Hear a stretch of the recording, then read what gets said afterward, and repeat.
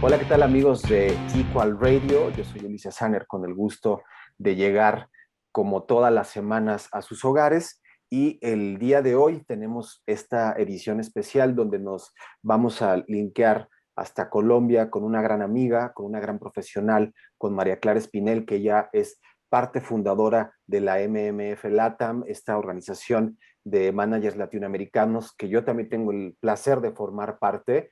Ella es manager de una banda muy importante que es la Chiva Gantiva, es una gestora cultural increíble y es una promotora que definitivamente deben seguir y a quien agradezco también que nos reciba en la sala o en la habitación de su casa, precisamente porque queremos hablar de un tema que desgraciadamente no es tan grato, que es qué está pasando en Colombia. Obviamente vamos a hablar a partir de la experiencia que María Clara ha tenido. Nosotros en México hemos recibido mucha información. Acá se nos ha dicho que el 15 de abril fue cuando tronó la bomba, cuando Iván Duque presenta el tema de la reforma tributaria, pero que después de ciertos desmanes que supuestamente mostró la media, fue el sábado 1 de mayo cuando se lanzan los militares a la calle y es cuando comienza todo este ciclo de represión que nosotros desde acá, lastimosamente, nos ha tocado ser testigos. María Clara, bienvenida y muchísimas gracias por recibirnos en tu casa. Gracias, Ulises. Para mí es un placer estar contigo. Eh, Durante estos años que nos hemos ido conociendo, dándonos cuenta que hay muchas afinidades, tanto profesionales como humanas. Y para mí, pues muchas gracias.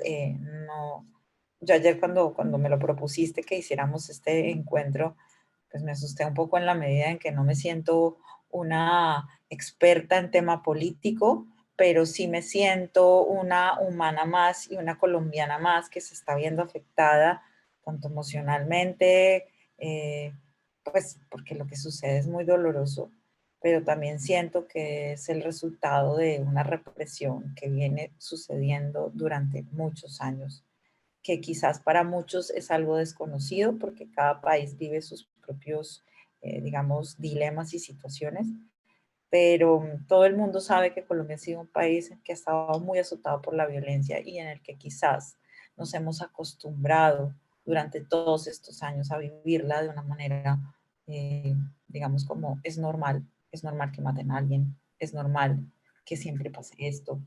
Y yo siento que esa normalidad se tiene que acabar porque básicamente eso es lo que nos está minando a todos de una forma contundente, Oye, básicamente. María Clara, y yo recuerdo ayer, ayer nos compartías una imagen fuerte que era Colombia en alerta roja, que por ahí compartimos, pero a mí me gustaría saber, por ejemplo, yo como mexicano y soy un outsider del tema, pero finalmente como latinos creo que compartimos los mismos males e incluso lo mencionábamos fuera del aire, creo que los temas políticos son malestares y situaciones que se están viviendo a nivel global, porque desgraciadamente sabemos que el divide y vencerás está más presente que nunca, pero ¿qué tanto es o qué tanto influyó el tema de haber hecho una propuesta de una reforma tributaria por parte de Duque para que todo esto estallara? O sea, ¿este realmente fue el leitmotiv o esa fue la punta del iceberg que hizo que todo tronara? Yo siento que esto viene desde hace muchos años. El descontento con el actual gobierno y con ciertos, digamos, mandatos de los gobernantes de años anteriores cada vez se estaba haciendo más fuerte pues, digamos, para la población en general. Eh, Antes de que empezara la pandemia y que nos encerraran en el planeta entero, como en muchos países del mundo, nos estábamos ya manifestando y estábamos haciendo paro nacional por la manera en que los gobiernos estaban manejando, no solo en Colombia, lo veíamos en Francia, lo veíamos en diferentes partes de Latinoamérica, en Chile, el descontento de la población con sus gobernantes. Y veníamos ya cargados. Y siento que esto de la reforma tributaria fue ya, o sea, fue la gotita que faltaba para que el vaso rebosara. Eh, Esta reforma tributaria era una propuesta que para muchos puede resultar siendo interesante. Digo muchos, entre comillas, y es como al sector empresarial que maneja grandes cifras. Pero también beneficiaba a una mínima población y se argumenta que gracias a esa reforma tributaria se iba a recaudar fondos para la gente de escasos recursos y que la gente de escasos recursos está cometiendo un gravísimo error con esta explosión. Yo siento que hay falta de empatía total y desconocimiento en lo que realmente está sucediendo en el país. La pandemia agudizó las dificultades humanas en Colombia. Justamente la semana pasada salió el resultado de un estudio del DANE donde decía que el país se empobreció en un 41%. En un país donde la población son alrededor de 50 millones de habitantes, que la mitad de la población casi esté en pobreza y una parte de esa población, creo que el 7% de esa población, esté en extrema pobreza, es absurdo y ridículo. Cuando tú ves un país lleno de fauna y flora, cuando tú ves un país donde crecen las frutas y se caen, donde tú ves un país donde hay ríos, pero llega un gobierno sin ninguna conciencia y pone empresas gigantes del mundo que lo único que quieren es desforestar, que quieren acabar con nuestros recursos y nuestra riqueza. Y no pasa nada. Básicamente mandan las altas esferas que les convienen a ellos montar y desbaratar un país. O sea, hay tantas cosas que están sucediendo. Y básicamente la gente más pobre, la gente con menos recursos, ya está desesperada porque los tienen encerrados cuando viven un diario vivir. O sea, si tú no sales a vender lo que tú vendes en el día, te mueres de hambre. Entonces ya la gente dijo, COVID, prefiero morirme de COVID, pero no de hambre. Entonces ya es como que la represión era tan grande, tan grande. La reforma tributaria fue como, ¡puf!, ya la explosión. ¿Por qué? Porque el gobierno en los últimos meses ha gastado mucho dinero del patrimonio de la nación en cosas absurdas como el presidente montó un programa de televisión en el que se gastó miles de millones de pesos para montar su programa de televisión. Acá tenemos uno que todas las mañanas tiene su programa de televisión dictando agendas. Sí. Exactamente, pero hay un recurso del Estado para poder hacer ese programa de televisión. Se gastó otro dinero para poder comprar nuevos automóviles para sus ministros y sus... O sea, se está gastando el dinero en plena situación de guerra, porque estamos como si fuera en guerra, donde la gente necesita alimentos, donde la gente necesita atención. Se gastó dinero en compra de armas y de aviones cuando realmente lo que hay que hacer es invertir es en salud cuando no hay suficientes UCIs, donde a los médicos no se les está pagando por el trabajo que está haciendo de manera honorable. No estoy diciendo que es que los médicos tienen que enriquecerse, pero sí recibir sus salarios o las enfermeras. Entonces, el desnivel y el desequilibrio ya se hizo tan evidente. La falta de empatía de los gobernantes frente a lo que está sucediendo se hizo tan evidente que explotó. Esto explotó. Y explotó tan fuertemente que la gente salió a las calles. Pero el problema no es que la gente haya salido a las calles, es que se empezó a descontrolar porque nuestro antiguo presidente, nuestro expresidente, quien puso al nuevo presidente con el que estamos, lo puso porque fue el que sugirió, este tipo es bueno, y la gente votó porque la gente cree mucho en este antiguo expresidente que se llama Álvaro Uribe Vélez. Empezó a tuitear, así como los de izquierda y los de derecha empiezan a tuitear y la información empieza a expandirse y a generar odio general. Cometió el gravísimo error de sugerir que si no se podía controlar a los manifestantes, no sé las palabras exactas, ahorita lo podemos buscar, y sugirió que la policía y las fuerzas militares lo controlaran con armas. Yo creo que esto fue el detonante peor, porque se está saliendo de control la situación y quien, y quien debe poner un stop a esto y decir calmémonos, pues realmente son las altas esferas y los mandatarios. Y si ellos no lo hacen bien, se empieza a salir todas las manos y empiezan los, los delincuentes, la gente con hambre, a hacer su propia ley. Ese es el grave problema, que aquí ya todo el mundo está haciendo su propia ley. Entonces, si hay una persona que tiene hambre y ve que pasa una señora con condiciones económicas mejores que las de él, se cree en la potestad y en el equilibrio de tomar la decisión o de robarla o amenazarla. Y esto se está saliendo de control completamente. O sea, y yo no estoy justificando que roben a esta señora, porque yo puedo ser esa persona. O sea, no, tampoco estoy justificando que esté bien que entren a los bancos y los destruyan o que destruyan los lugares donde está la policía. Yo no estoy justificando la violencia, pero lo que siento que está pasando es que la gente se mamó, se cansó, se desesperó, no aguantan más. Y estamos haciendo, y se está haciendo una voz mundial al pasar todo esto. De lo contrario, no estarían viéndonos, creo yo. No, Nadie estaría. y digo, desgraciadamente, o sea, esta situación no le compete solo a Colombia. O sea, yo desgraciadamente, lo repito, o sea, no me gustaría o me gustaría, o sea, es que uno entra en un dilema, ¿no? Porque dices, bueno, Colombia está despertando. ¿Cómo? A su manera. ¿Están siendo reprimidos? Sí. El uso de la violencia creo que nunca va a ser justificado en ninguna de las dos partes, pero también considero que cuando existe este mal manejo de la media, porque acá en México sucede mucho cuando hay manifestaciones, que es que evidentemente hay cierto tipo de medios que lo que hacen es ir y tomar o hacer como los shoots de las tomas más violentas de gente haciendo vandalismo, etcétera, que no dudo que sucede, pero hay algo que de hecho lo dijimos acá y es, no puede valer más un monumento o un edificio que una vida. Entonces, nada o para nada justifica el hecho de tener o a la policía o al ejército reprimiendo gente que lo único que tiene es hambre.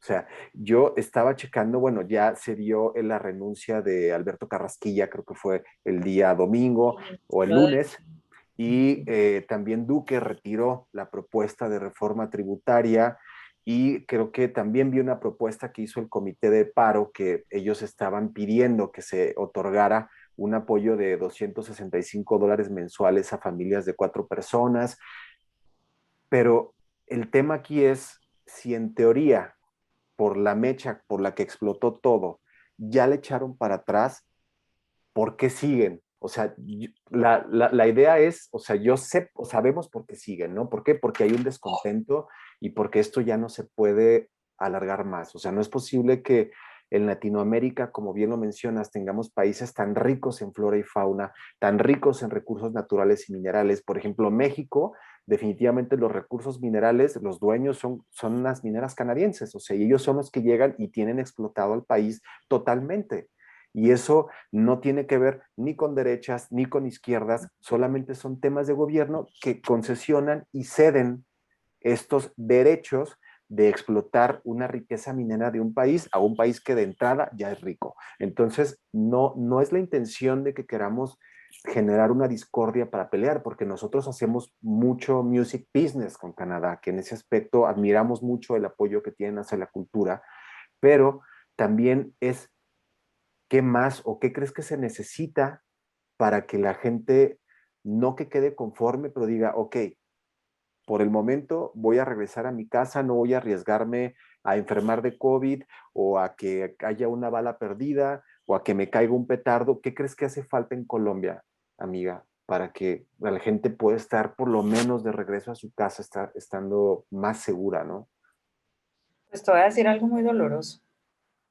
Y es que esta gente que está poniendo la cara, ya nos estamos pareciendo a Irak y a estos países donde nadie pierde nada si lo matan, ¿sabes? Como que son jóvenes y gente que ya no tienen nada, o sea, no tienen tanta hambre y tienen tanta violencia encima que no les importa, o sea, es que eso es lo más duro de todo esto que está pasando.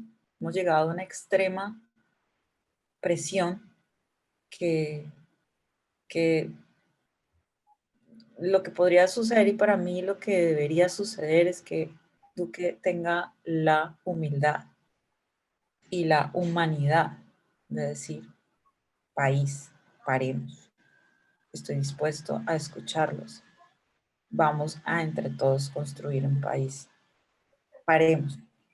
Pero es que no para. Y acabo de leer en uno de los periódicos es que está enfocado en encontrar un culpable, ¿sabes? Todo el mundo está enfocado en buscar un culpable, y el tipo está diciendo que ya está organizando una estrategia para encontrar a los vándalos que están haciendo la violencia. Eh, yo siento que la violencia se puede hacer desde muchos lados, no únicamente disparando. La violencia también puede ser ejercida desde el no escuchar al otro. La violencia también puede ser ejercida desde el decir las palabras no correctas en el momento correcto. Y eso es lo que no ha entendido el gobierno. El gobierno tiene que entender que tiene que parar y, y darse cuenta que quienes somos sus jefes, somos el pueblo, no al revés. ¿Sabes? El ego es tan grande, la prepotencia es tan grande, que la gente además no ha entendido, y creo que está empezando a entender. Y cuando decimos estamos despertando, es que nos estamos dando cuenta que somos nosotros los que tenemos que exigir nuestros derechos. Entonces es muy duro lo que está sucediendo, porque hay una falta de amor y de deseo de vivir ya, que ya no les importa, y terminan siendo como, no sé si los mártires, no sé qué palabra utilizar, pero este detonante, esta explosión, este dolor nos está haciendo ver a muchos, muchas cosas, y a otros no. A otros están cerrados en su burbuja pensando que llegó el coco, como decimos en Colombia, a lo malo, ¿no? Llegó el demonio a hacerme daño. Yo soy un ser bueno, ¿por qué me está pasando esto?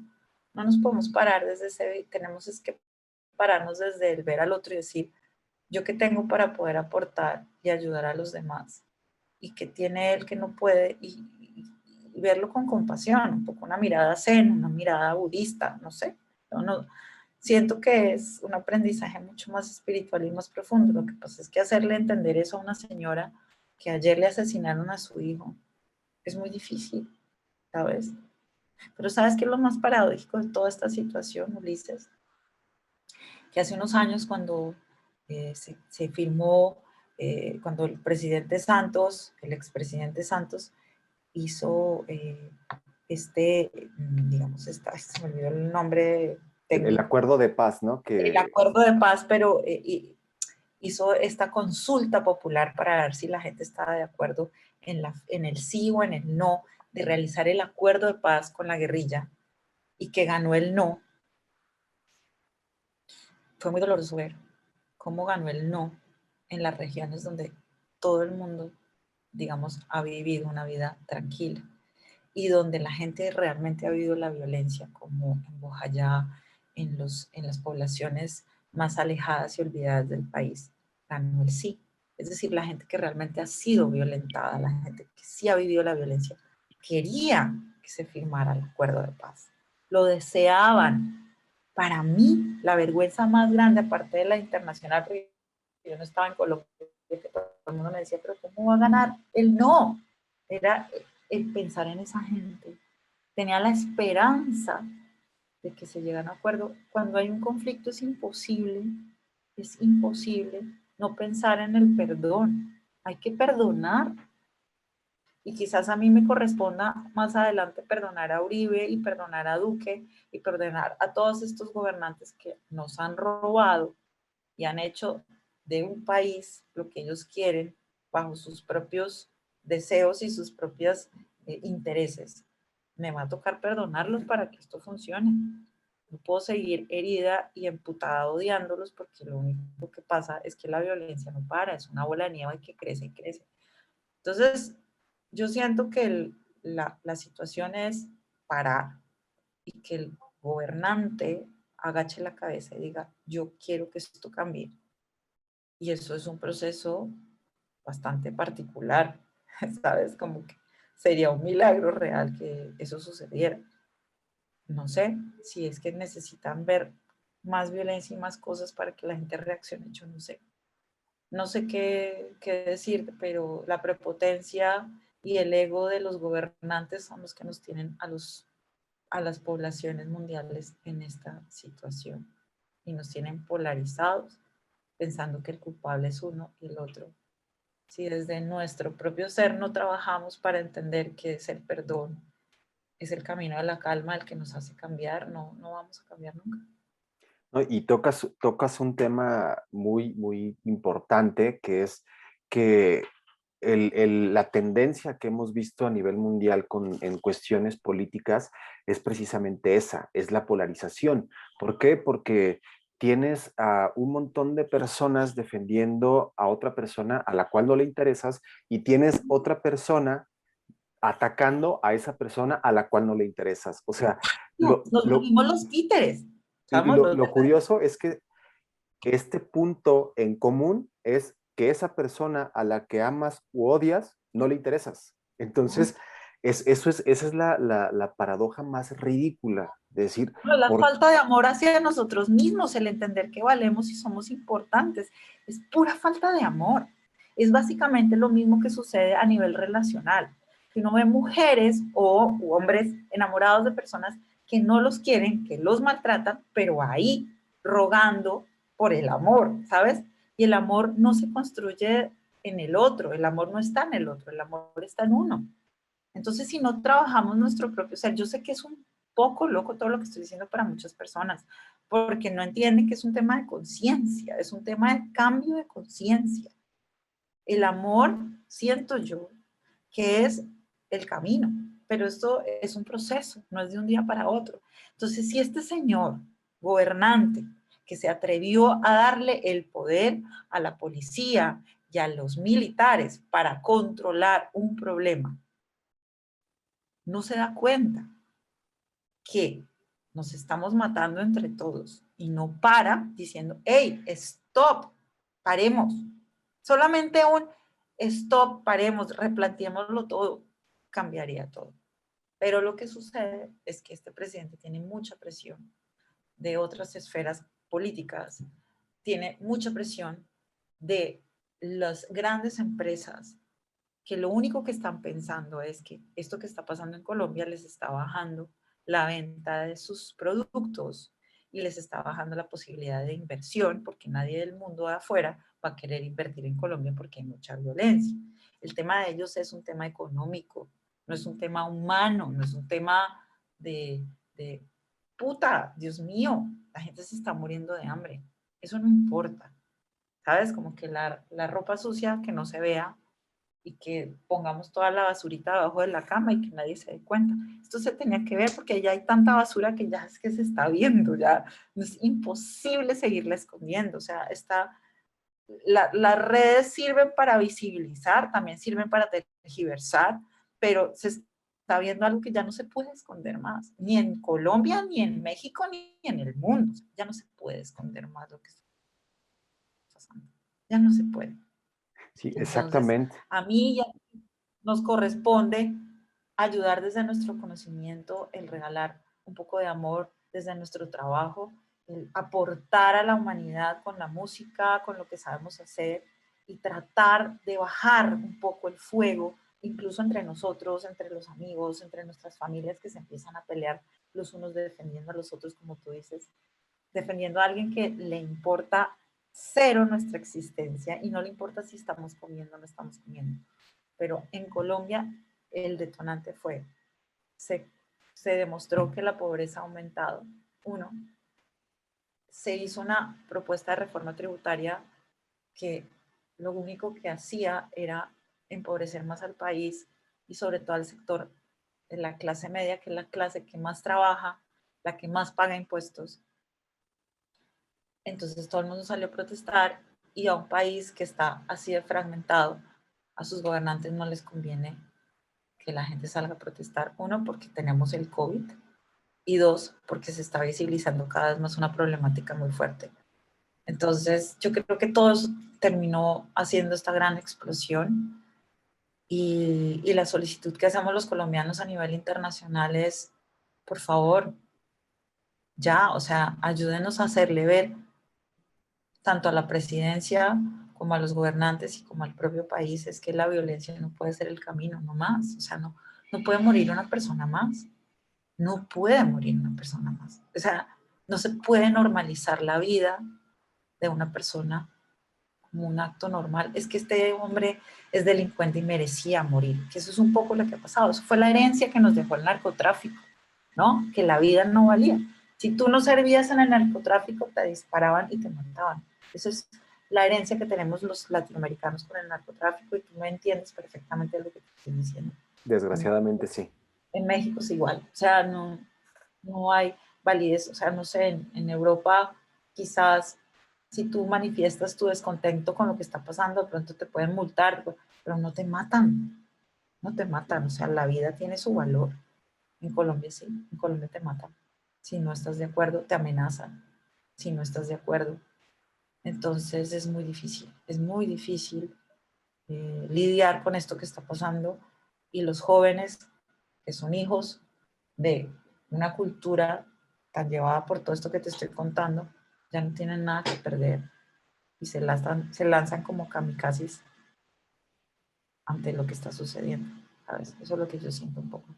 Esperando lograr un cambio que quizá a ellos no les va a tocar porque precisamente saben que probablemente ni siquiera regresen.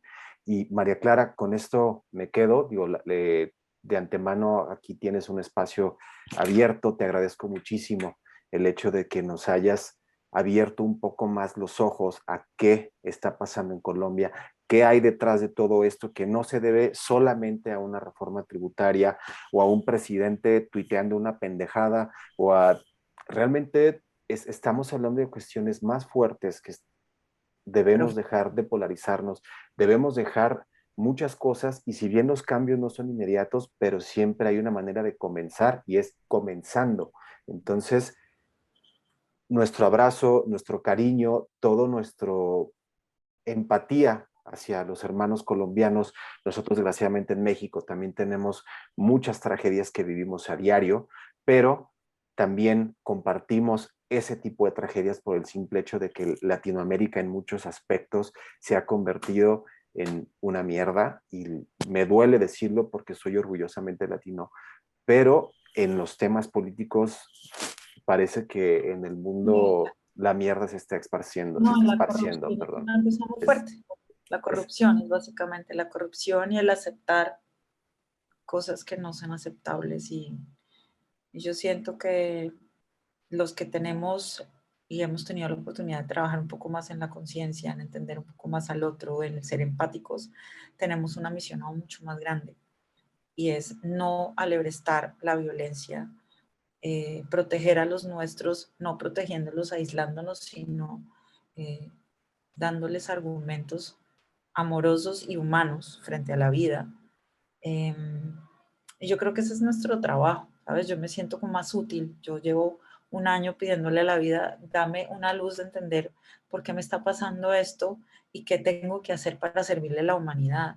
Y ojalá tu trabajo, el mío y el de muchos como nosotros, managers, artistas, que tenemos la esperanza de un cambio distinto, valga la pena porque siento que somos revolucionarios, no con un arma, sino con amor y con arte, ¿sabes? Somos revolucionarios queriendo un cambio frente al sistema actual que no nos está sirviendo por ninguna parte. y finalmente lo seguiremos siendo porque el amor por la cultura y el amor por la música y el amor por el arte es algo que eh, No no nos lo vamos a pueden dejar de quitar, hacer nunca, no lo no, es vamos a que dejar de hacer no, nunca. no lo pueden quitar, o sea, ahí lo tenemos, está en nuestra piel, o sea, es nuestro. Somos salmones de la industria musical.